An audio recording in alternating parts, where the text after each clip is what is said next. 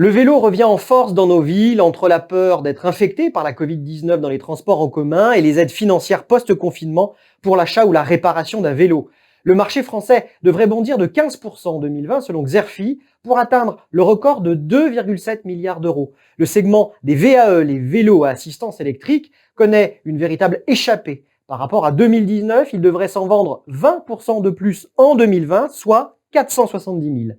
Mais ces chiffres, bien qu'impressionnants, ne disent rien des mutations profondes à l'œuvre sur ce marché et dans notre société. D'abord, ces chiffres ne disent pas tout.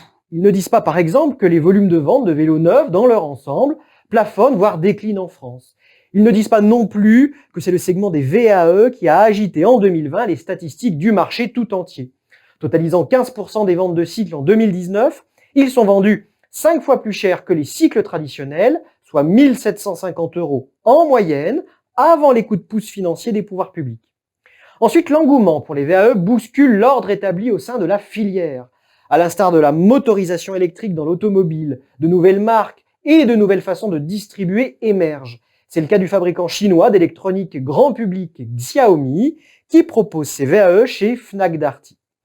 Le groupe SEB, lui, s'est immiscé sur le créneau avec une prise de participation dans la société Zebra qui fabrique un smart bike vendu près de 3 000 €. Le boom des VAE, parce qu'il s'adresse majoritairement à des non-puristes du vélo, disons plutôt aisés et jeunes et habitant dans les centres-villes des grandes métropoles, va aussi de pair avec une forme de relocalisation de la production. Le vélo électrique, c'est un mode de déplacement vert et de proximité, et donc qui doit être produit ou assemblé sur le territoire national pour coller au système de valeur de la clientèle ciblée. Ce modèle sera-t-il tenable alors que les VAE sortent de leur niche et se démocratisent? Car en effet, la plupart des marques ou des enseignes de distribution, anciennes ou nouvelles, se convertissent à l'électrique, ce qui fait baisser les prix. Decathlon en propose autour de 800 €, le VAE pliant Wingo, lui, est vendu autour de 300 € sur Amazon. Et puis les alternatives aux VAE se multiplient. Des kits d'électrification existent, comme T-Bike, qui a lancé une roue connectée pour électrifier les vieux vélos. Autre option, les trottinettes électriques, moins chères encore et peu encombrantes pour changer de transport. Bref, la concurrence fait son œuvre dans la mobilité électrique douce et provoque une low-costisation rampante du segment VAE, jusqu'ici considéré comme premium.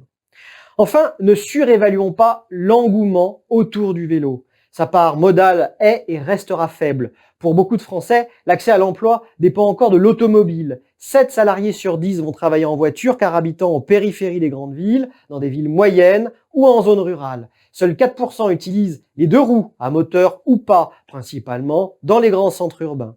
Au-delà, c'est l'accès au commerce, aux services administratifs, aux loisirs qui dépend de la voiture. Et la peur demain d'une nouvelle pandémie pourrait renforcer encore un peu plus son usage. Non seulement le vélo ne supplantera pas la voiture, mais son usage pourrait vite trouver ses limites quand on pense aux problèmes pour le stationner en ville ou encore au risque de vol. Entre 400 000 et 500 000 vélos seraient dérobés chaque année en France, soit l'équivalent de 20% des vélos mis en circulation annuellement. Et les premières données indiquent une explosion des vols en 2020, de quoi sérieusement décourager les consommateurs. En somme, la crise sanitaire pourrait n'être qu'une parenthèse enchantée pour le marché du vélo.